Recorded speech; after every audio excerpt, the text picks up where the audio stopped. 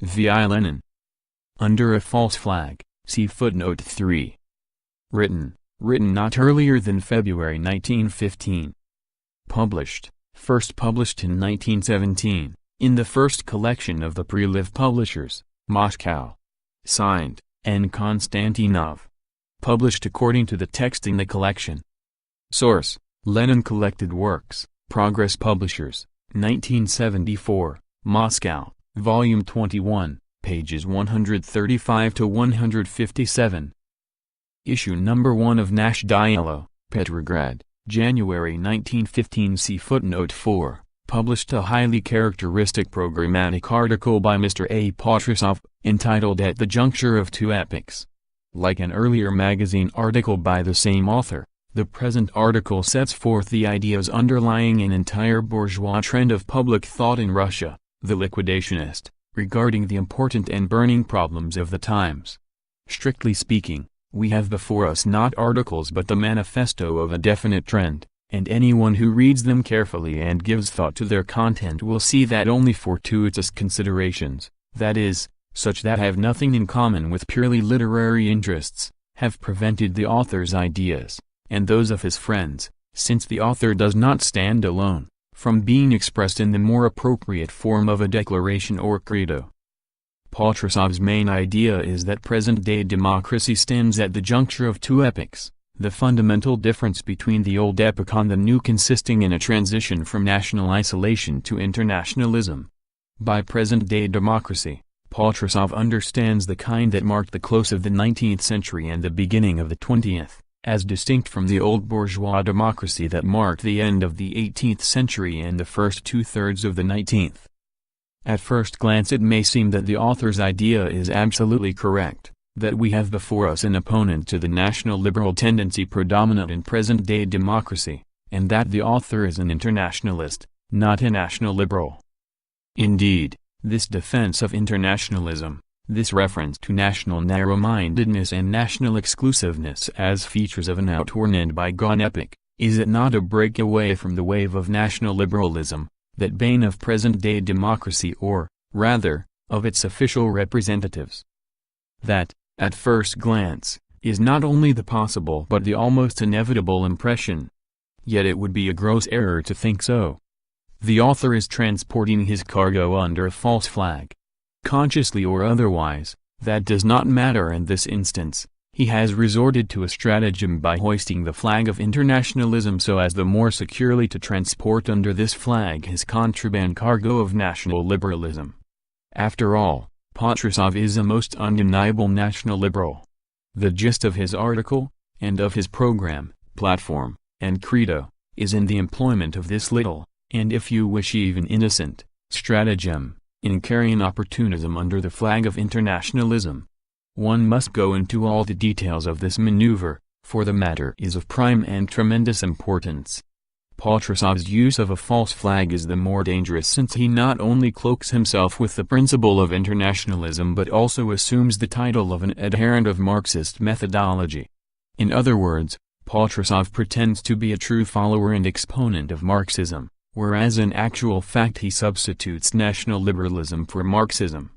Potresov tries to amend Kautsky, accusing him of playing the advocate, that is, of defending liberalism now of one shade, now of another, that is to say, the liberalism of shades peculiar to various nations. Potresov is out to contrast national liberalism, for it is absolutely indubitable and indisputable that Kautsky has become a national liberal, with internationalism and Marxism. In reality, Potresov is contrasting particolored national liberalism with national liberalism of a single color, whereas Marxism is hostile, and in the present historical situation, absolutely hostile, to any kind of national liberalism. We shall now go on to show that such is the case, and why. 1. The highlight of Potresov's misadventures, which led to his setting out under a national liberal flag, can be best understood if the reader examines the following passage in his article. With their characteristic temperament, they, Marx and his comrades, attacked the problem, no matter how difficult it was, they diagnosed the conflict, and attempted to determine the success of which side opened up broader vistas for possibilities desirable from their point of view. Thus they laid down a certain basis on which to build their tactics. Page 73, our italics and excerpts. The success of which side is more desirable, this is what has to be determined, and that from an international, not a national point of view. This is the essence of the Marxist methodology. This is what Kautsky does not do, thus turning from a judge, a Marxist, into an advocate, a national liberal. Such is Potresov's line of argument. Potresov himself is most deeply convinced that he is not playing the advocate when he defends the desirability of success for one side, namely, his own, and that, conversely, he is guided by truly international considerations with regard to the egregious sins of the other side. Potresov, Maslov, Plekhanov, etc., who are all guided by truly international considerations, have reached the same conclusions as Potresov has. This is a simple-mindedness that borders on, well, we shall not make undue haste, but shall first complete an analysis of the purely theoretical question. The success of which side is more desirable was established by Marx in the Italian War of 1859, for instance. Potresov dwells on this particular instance, which, he says, has a special interest for us because of certain of its features. We too, for our part, are willing to take the instance chosen by Potresov. In 1859 Napoleon III declared war on Austria, allegedly for the liberation of Italy, but in reality for his own dynastic aims. Behind the back of Napoleon III, says Potresov, could be discerned the figure of Gorchakov, who had just signed the secret agreement with the Emperor of the French. What we have here is a tangle of contradictions. On the one side, the most reactionary European monarchy, which has been oppressing Italy; on the other, the representatives of revolutionary Italy, including Garibaldi, fighting for her liberation, side by side with the ultra-reactionary Napoleon III, etc. Would it not have been simpler, Potresov writes, to step aside and to say that the two are equally bad?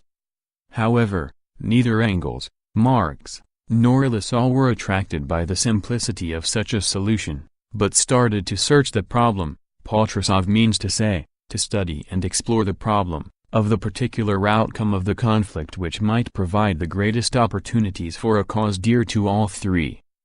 Lassalle notwithstanding, Marx and Engels came to the conclusion that Prussia must intervene. Among their considerations, as Potresov himself admits, was that of the possibility, as a result of a conflict with the enemy coalition, of a national movement in Germany, which might develop over the heads of its numerous rulers. There was also the consideration as to which power in the concert of Europe was the main evil, the reactionary Danubian monarchy, or other outstanding representatives of this concert. To us, it is not important who is right, Marx or Lassalle, Potresov concludes. What is important is that all were agreed on the necessity of determining, from an international point of view, the success of which side was more desirable. This is the instance cited by Potresov, and the way our author pursues the argument.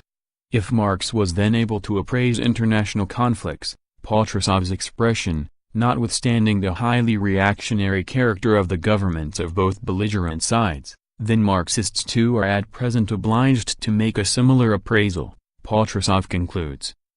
This conclusion is either naive childishness or crass sophistry, since it boils down to the following: since, in 1859, Marx was working on the problem of the desirability of success for which particular bourgeoisie, we, over half a century later, must solve the problem in exactly the same way.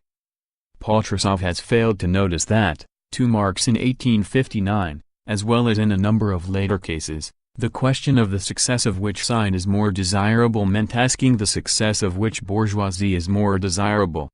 Potresov has failed to notice that Marx was working on the problem at a time when there existed indubitably progressive bourgeois movements, which moreover did not merely exist, but were in the forefront of the historical process in the leading states of Europe.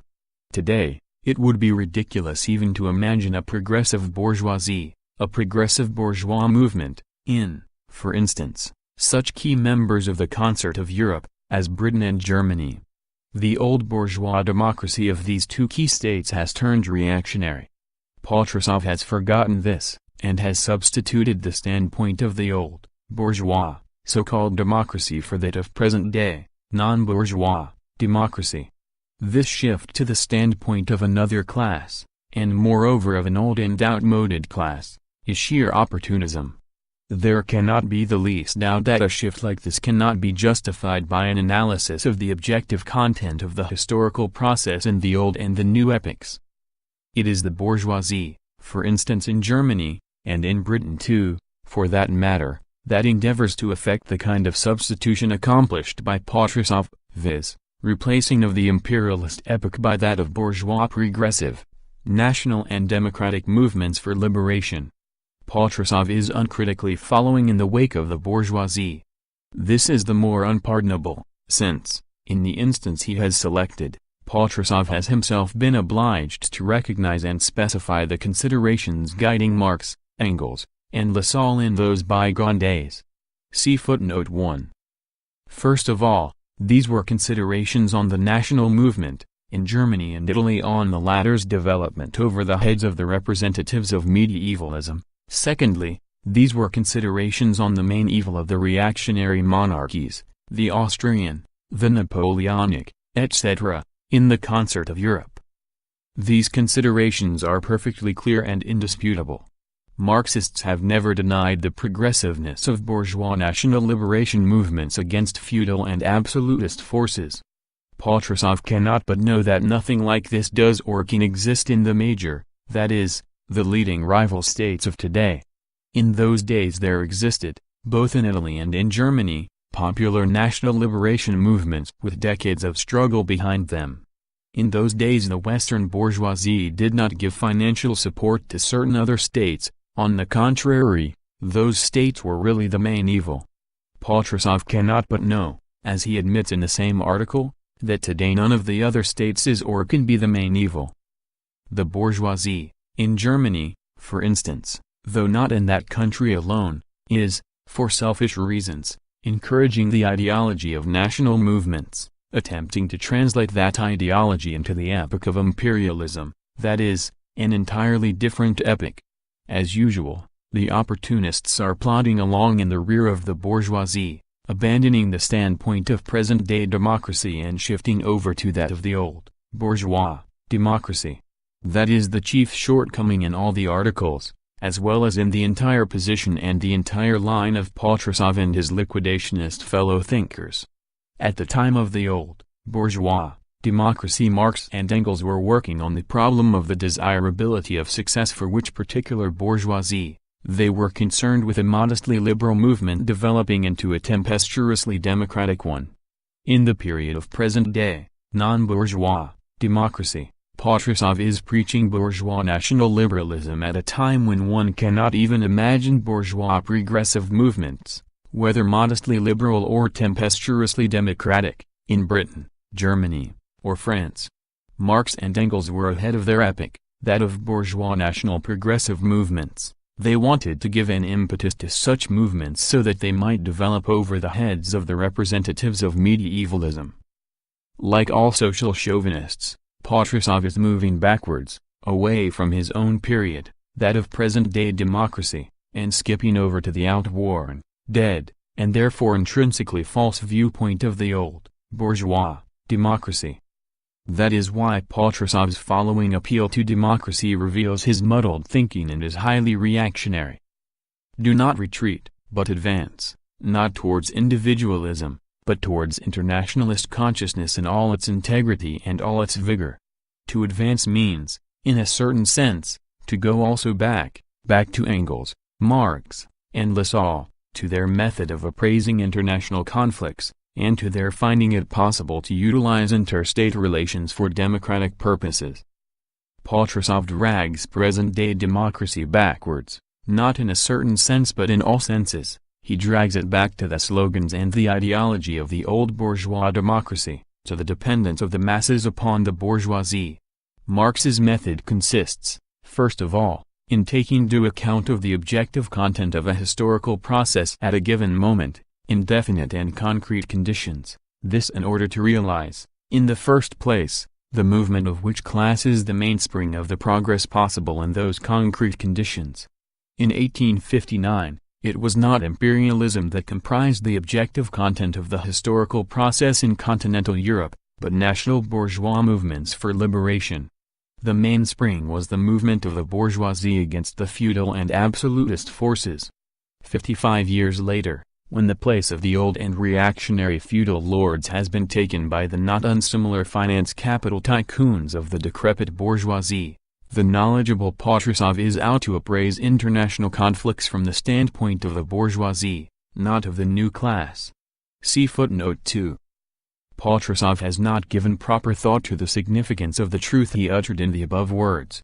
Let us suppose that two countries are at war in the epoch of bourgeois, national liberation movements. Which country should we wish success to from the standpoint of present-day democracy?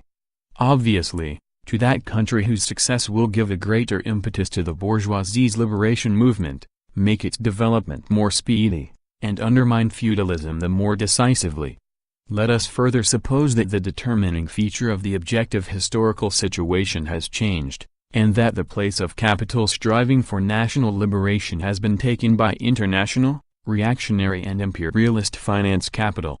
The former country, let us say, possesses 3/4 of Africa, whereas the latter possesses 1/4. A repartition of Africa is the objective content of their war. To which side should we wish success? It would be absurd to state the problem in its previous form, since we do not possess the old criteria of appraisal. There is neither a bourgeois liberation movement running into decades, nor a long process of the decay of feudalism. It is not the business of present-day democracy either to help the former country to assert its right to 3/4 of Africa, or to help the latter country, even if it is developing economically more rapidly than the former, to take over those 3/4. Present-day democracy will remain true to itself only if it joins neither one nor the other imperialist bourgeoisie, only if it says that the two sides are equally bad, and if it wishes the defeat of the imperialist bourgeoisie in every country. Any other decision will, in reality, be national liberal and have nothing in common with genuine internationalism. The reader should not let himself be deceived by the pretentious terminology Potresov employs to conceal his switch over to the standpoint of the bourgeoisie. When Potresov exclaims, "Not towards individualism, but towards internationalist consciousness in all its integrity and all its vigor," his aim is to contrast his own point of view with that of Kautsky. He calls the latter's view, and that of others like him, individualism, because of Kautsky's refusal to decide the success of which side is more desirable, and his justification of the workers' national liberalism in each individual country. We, on the contrary, he, as it were, says, we, Potresov, Trivnin, Muslov, Plekhanov, and others, appeal to internationalist consciousness in all its integrity and all its vigor, for we stand for national liberalism of a definite shade, in no way from the standpoint of an individual state, or an individual nation, but from a standpoint that is genuinely internationalist. This line of reasoning would be ridiculous if it were not so, disgraceful. Both Potresov and company and Kautsky, who have betrayed the standpoint of the class which they are trying hard to represent, are following in the wake of the bourgeoisie. 2. Potresov has entitled his article "At the Juncture of Two Epochs." We are undoubtedly living at the juncture of two epochs, and the historic events that are unfolding before our eyes can be understood only if we analyze, in the first place, the objective conditions of the transition from one epoch to the other.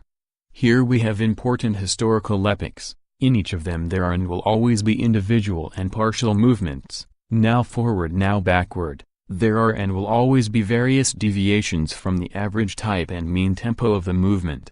We cannot know how rapidly and how successfully the various historical movements in a given epoch will develop, but we can and do know which class stands at the hub of one epoch or another, determining its main content, the main direction of its development, the main characteristics of the historical situation in that epoch, etc. only on that basis, that is, by taking into account, in the first place, the fundamental distinctive features of the various epochs, and not single episodes in the history of individual countries, can we correctly evolve our tactics, Only a knowledge of the basic features of a given epoch can serve as the foundation for an understanding of the specific features of one country or another. It is to this region that both Potresov's and Kautsky's main sophism, or their fundamental historical error, pertains. Kautsky's article was published in the same issue of Nash Diallo, an error which has led both of them to national liberal, not Marxist, conclusions.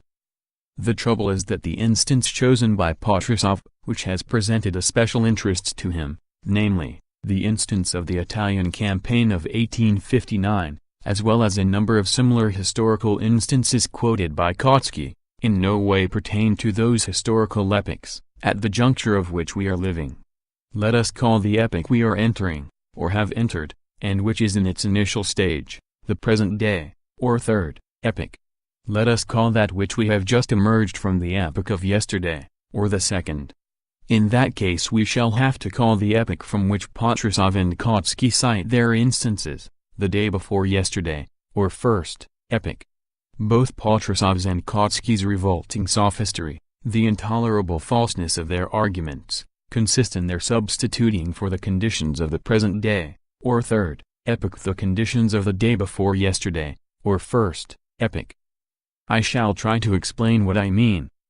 The usual division into historical epochs, so often cited in Marxist literature and so many times repeated by Kautsky and adopted in Potresov's article, is the following: 1 1789 to 1871, 2 1871 to 1914, 3, 1914 onward.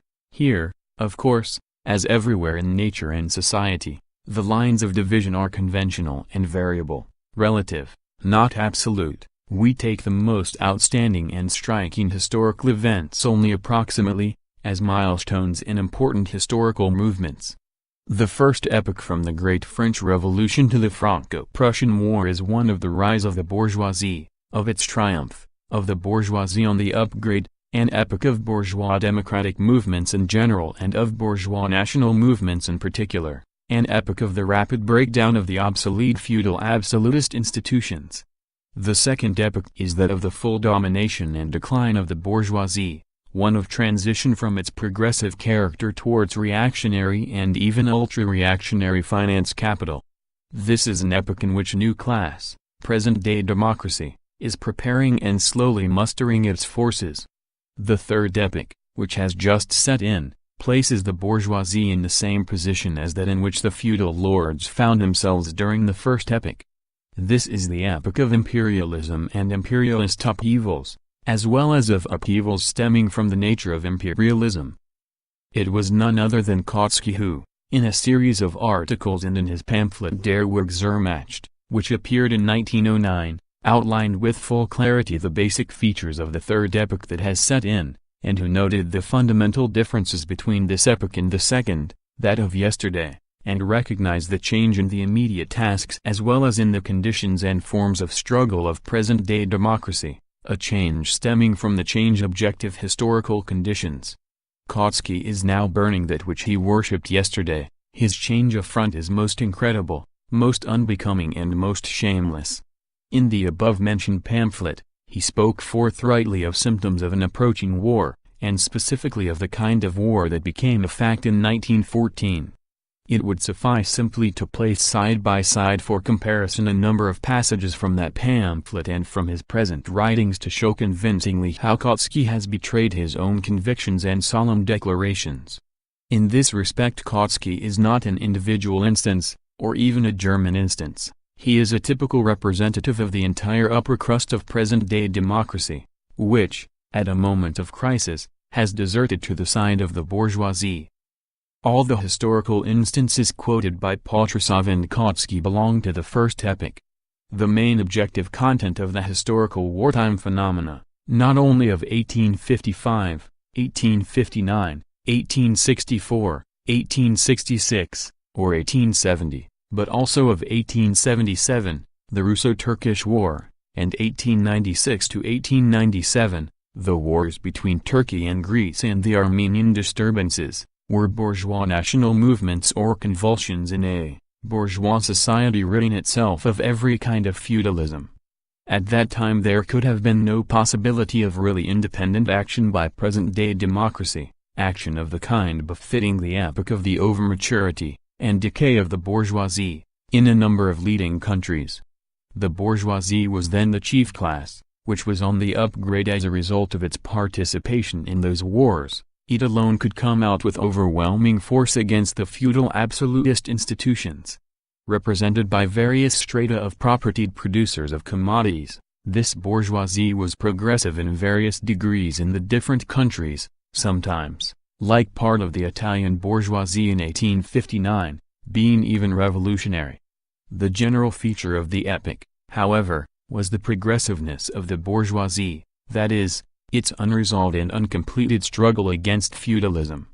It was perfectly natural for the elements of present-day democracy, and for Marx as their representative, to have been guided at the time by the unquestionable principle of support for the progressive bourgeoisie, that is, capable of waging a struggle against feudalism, and for them to be dealing with the problem as to the success of which side, that is, of which bourgeoisie, was more desirable.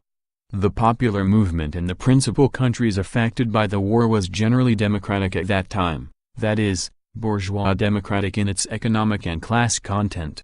It is quite natural that no other question could have been posed at the time except the following: the success of which bourgeoisie, the success of which combination of forces, the failure of which reactionary forces, the feudal absolutist forces which were hampering the rise of the bourgeoisie, promised contemporary democracy more elbow room. As even Potresov has had to admit, Marx was guided, in his appraisal of international conflicts springing from bourgeois national and liberation movements, by considerations as to whose success was more capable of contributing to the development, page 74 of Potresov's article, of national and, in general, popular democratic movements. That means that, during military conflicts stemming from the bourgeoisie's rise to power within the various nationalities, Marx was, as in 1848, most of all concerned with extending the scope of the bourgeois democratic movement and bringing it to a head through the participation of broader and more plebeian masses, the petty bourgeoisie in general, the peasantry in particular, and finally of the poor classes as a whole. This concern of Marx for the extension of the movement's social base and its development is the fundamental distinction between Marx's consistently democratic tactics and Lassalle's inconsistent tactics, which veered towards an alliance with the national liberals. The international conflicts in the Third Epoch have, in form, remained the same kind of international conflicts as those of the First Epoch, but their social and class content has changed radically. The objective historical situation has grown quite different. The place of the struggle of a rising capital, striving towards national liberation from feudalism, has been taken by the struggle waged against the new forces by the most reactionary finance capital, the struggle of a force that has exhausted and outlived itself and is heading downward towards decay. The bourgeois national state framework, which in the First Epoch was the mainstay of the development of the productive forces of a humanity that was liberating itself from feudalism, has now, in the Third Epoch, become a hindrance to the further development of the productive forces. From a rising and progressive class the bourgeoisie has turned into a declining, decadent, and reactionary class. It is quite another class that is now on the upgrade on a broad historical scale. Potresov and Kautsky have abandoned the standpoint of that class, they have turned back, repeating the false bourgeois assertion that today too the objective content of a historical process consists in the bourgeoisie's progressive movement against feudalism.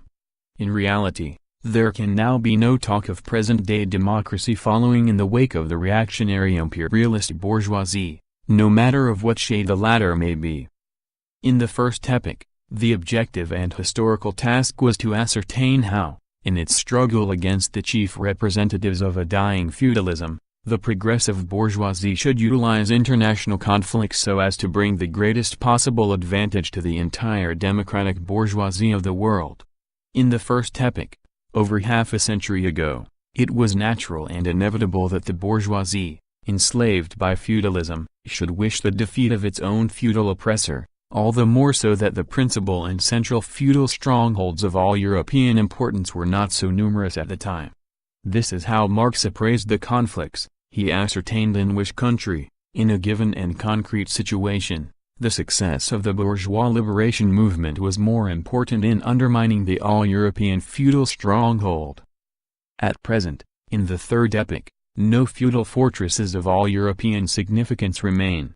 Of course, it is the task of present-day democracy to utilize conflicts, but, despite Potresov and Kautsky, this international utilization must be directed, not against individual national finance capital, but against international finance capital. The utilization should not be affected by a class which was on the ascendant 50 or 100 years ago.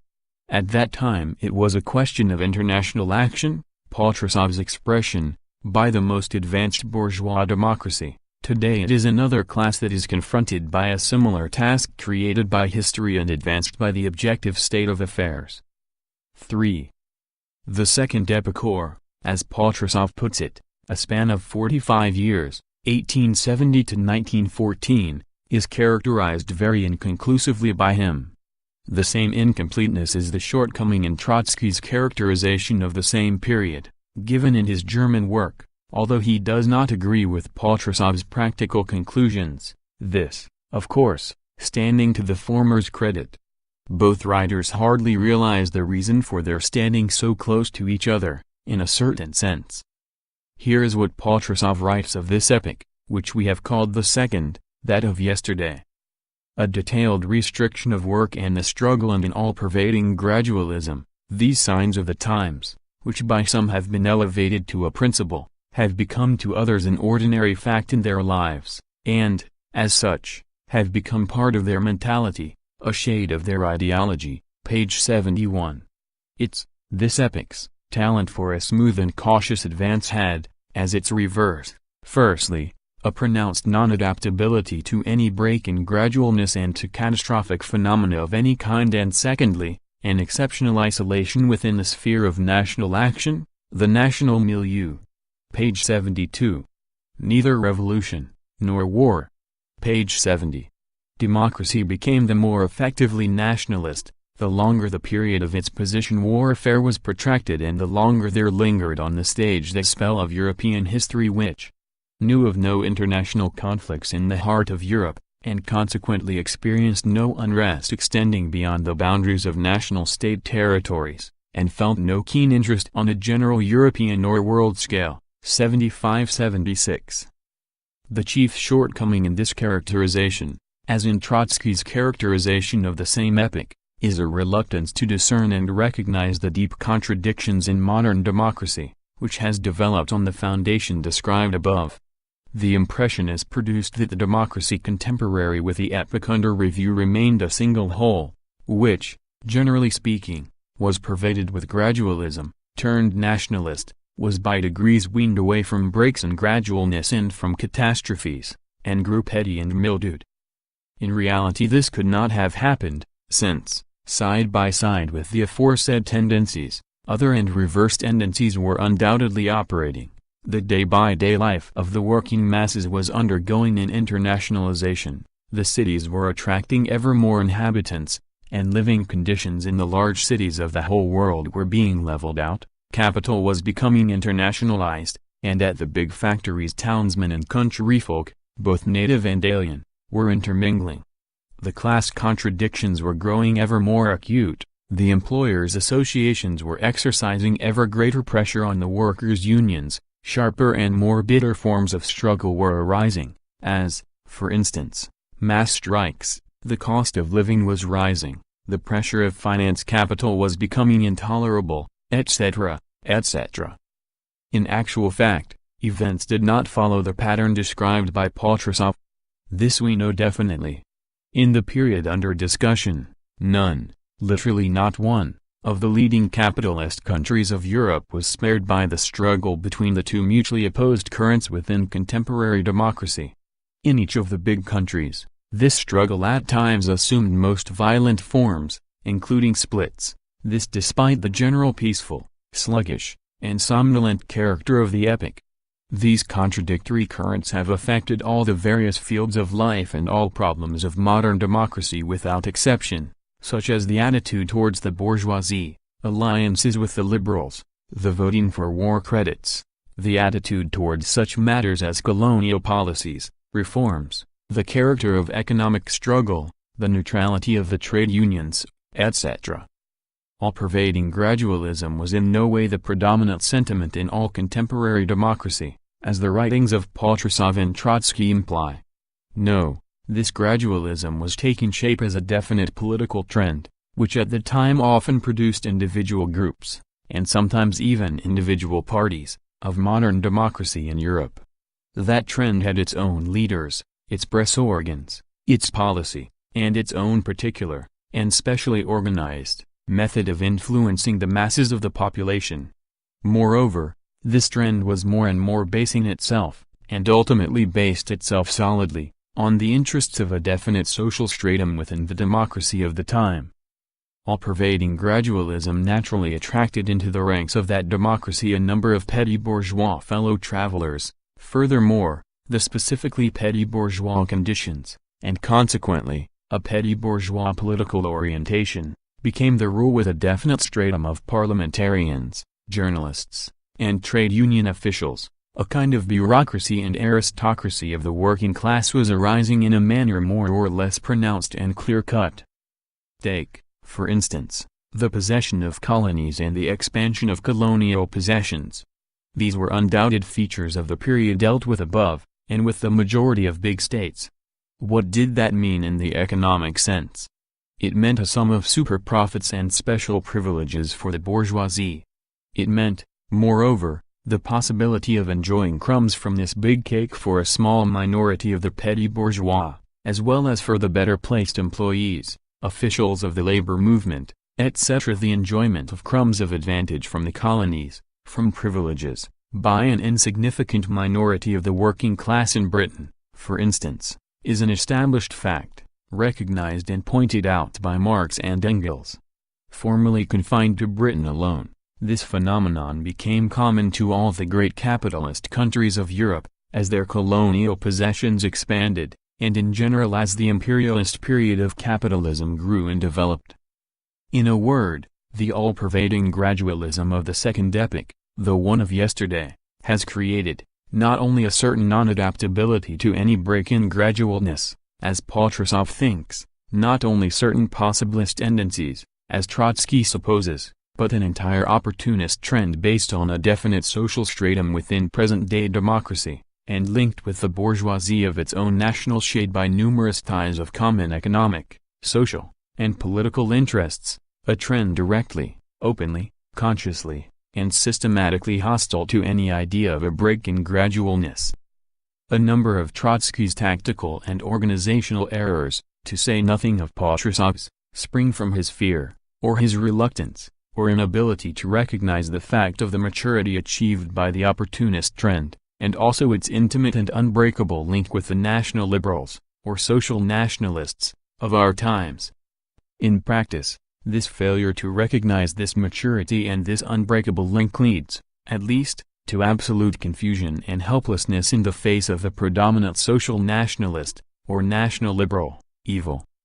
The link between opportunism and social nationalism is, generally speaking, denied by Potresov, by Martov, Axelrod, v. Kozovsky, who has talked himself into defending the German Democrats' national liberal vote for war credits, and by Trotsky. Their main argument is that no full coincidence exists between yesterday's division of democracy along the line of opportunism and today's division along the line of social nationalism. This argument is, firstly, incorrect in point of fact, as we shall presently show. Secondly, it is absolutely one-sided, incomplete and untenable from the standpoint of Marxist principles. Persons and groups may shift from one side to the other, that is not only possible, but even inevitable in any great social upheaval. However, it does not at all affect the nature of a definite trend, or the ideological links between definite trends, or their class significance. All these considerations might seem so generally known and indisputable that one feels almost embarrassed at having to lay such emphasis on them. Yet the above-mentioned writers have lost sight of these very considerations. The fundamental class significance of opportunism, or, in other words, Its social-economic content lies in certain elements of present-day democracy having gone over, in fact, though perhaps unconsciously, to the bourgeoisie, on a number of individual issues. Opportunism is tantamount to a liberal labor policy. Anyone who is fearful of the factional look of these words would do well to go to the trouble of studying the opinions of Marx, Engels, and Kautsky. Is the latter not an authority highly suitable to the opponents of factionalism? On, let us say, British opportunism. There cannot be the slightest doubt that such a study would lead to a recognition of the coincidence of fundamentals between opportunism and a liberal labor policy. The basic class significance of today's social nationalism is exactly the same. The fundamental idea of opportunism is an alliance or a drawing together, sometimes an agreement, bloc, or the like, between the bourgeoisie and its antipode. The fundamental idea of social nationalism is exactly the same. The ideological and political affinity, connection, and even identity between opportunism and social nationalism are beyond doubt. Naturally, we must take as our basis, not individuals or groups, but a class analysis of the content of social trends, and an ideological and political examination of their essential and main principles. Approaching the same subject from a somewhat different angle, we shall ask, whence did social nationalism appear? How did it grow and mature? What gave it significance and strength? He who has been unable to find answers to these questions has completely failed to understand what social nationalism is, and is consequently quite incapable of drawing an ideological line between himself and social nationalism, no matter how vehemently he may assert that he is ready to do so. There can be only one answer to this question: social nationalism has developed from opportunism, and it was the latter that gave it strength. How could social nationalism have appeared all of a sudden? In the same fashion as a babe appears all of a sudden if 9 months have elapsed since its conception. Each of the numerous manifestations of opportunism during the entire second, or yesterday, epoch in all the European countries was a rivulet, which now flowed all of a sudden into a big though very shallow, and, we might add parenthetically, muddy and dirty, river of social nationalism. 9 months after conception the babe must separate from its mother. Many decades after opportunism was conceived, social nationalism, its ripe fruit, will have to separate from present-day democracy within a period that is more or less brief, as compared with decades. No matter how good people may scold, rage or vociferate over such ideas and words, this is inevitable, since it follows from the entire social development of present-day democracy and from the objective conditions in the third epoch. But if division along the line of opportunism and division along the line of social nationalism do not fully coincide, does that not prove that no substantial link exists between these two facts? It does not, in the first place, just as the fact that individual bourgeois at the end of the 18th century went over either to the side of the feudal lords or that of the people does not prove that there was no link between the growth of the bourgeoisie and the Great French Revolution of 1789. Secondly, taken by and large, there is such a coincidence, and we are speaking only in a general sense and of movements as a whole. Take, not one individual country but a number of them, let us say 10 European countries, Germany, Britain, France, Belgium, Russia, Italy, Sweden, Switzerland, Holland, and Bulgaria. Only the 3 countries given in italics may seem the exceptions. In the others, the trends of uncompromising antagonists to opportunism have given birth to trends hostile to social nationalism. Compare the well-known Monatscheft and its opponents in Germany, Nash-Diallo and its opponents in Russia, the party of Bisolotti and its opponents in Italy, the adherents of Greulich and Grimm in Switzerland, Branting and Haugland in Sweden, and Troelstra, Panikowiak and Gorter in Holland, and finally the Obshko-Diallo adherents and the Tesniaki in Bulgaria. See footnote 5. The general coincidence between the old and the new division is a fact. As for complete coincidences, they do not occur even in the simplest of natural phenomena, any more than there is complete coincidence between the Volga before the comma joins it, and the Volga below that point. Neither is there full similarity between a child and its parents.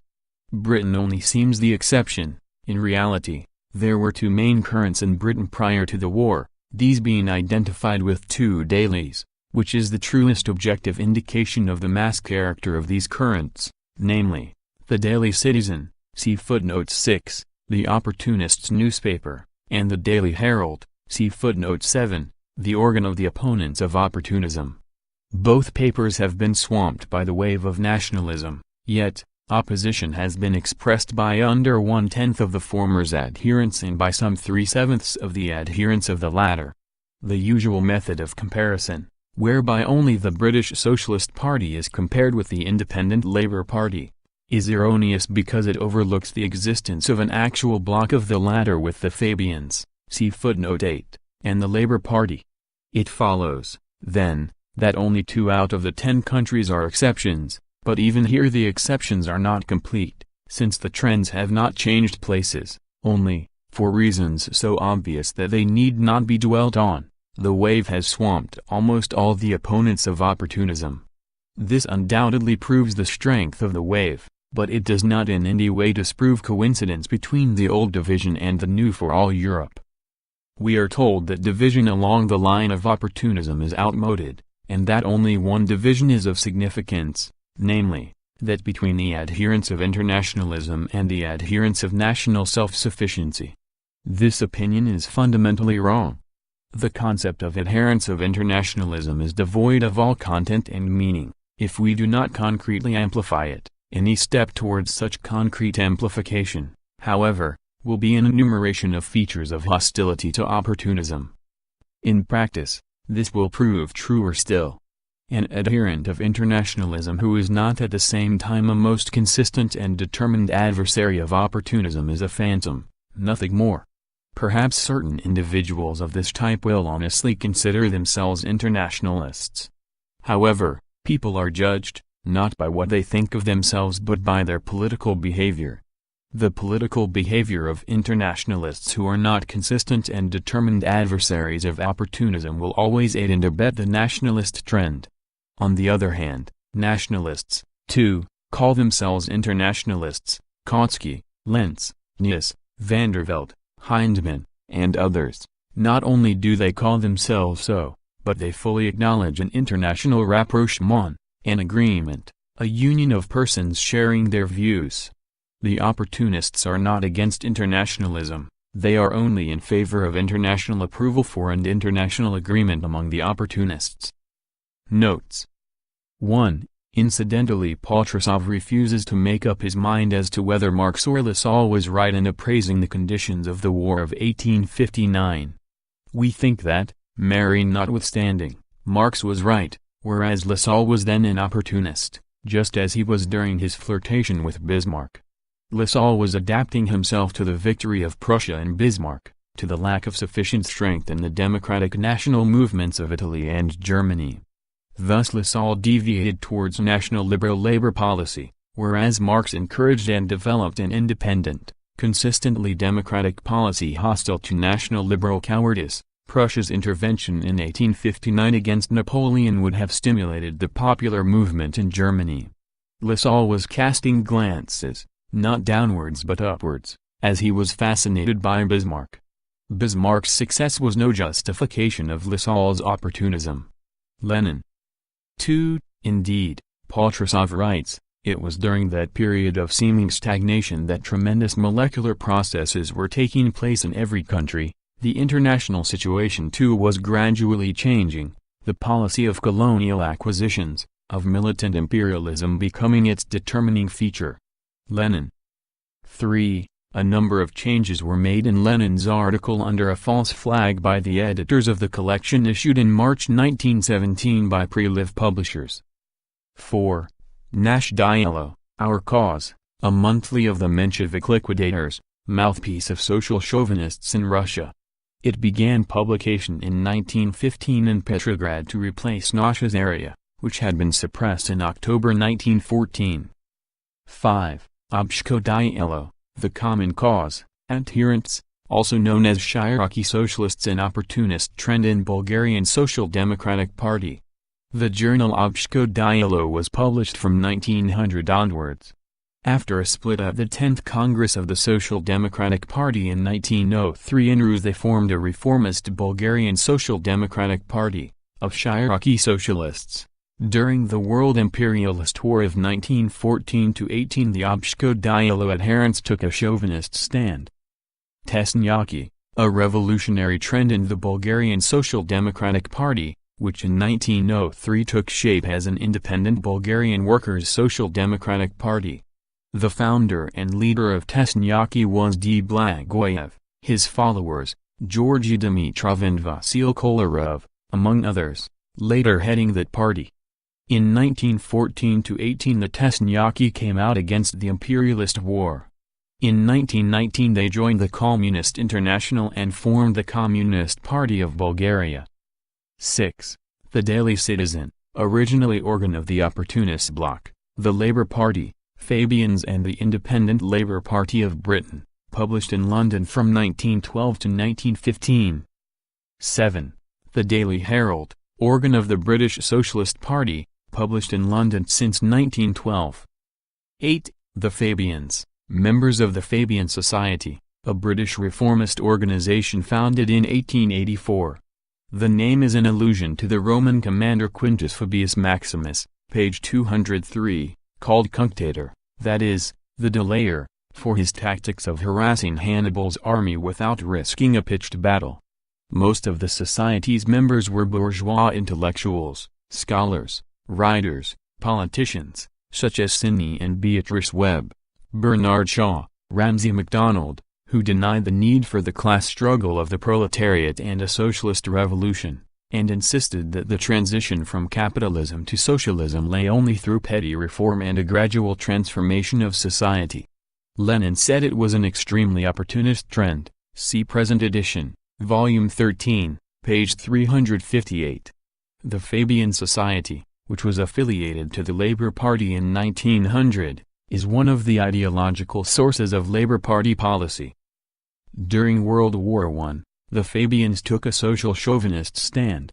For Lenin's description of the Fabians, see British Pacifism and the British Dislike of Theory, the present volume, pages 260–65. End of Under a False Flag, by V. I. Lenin.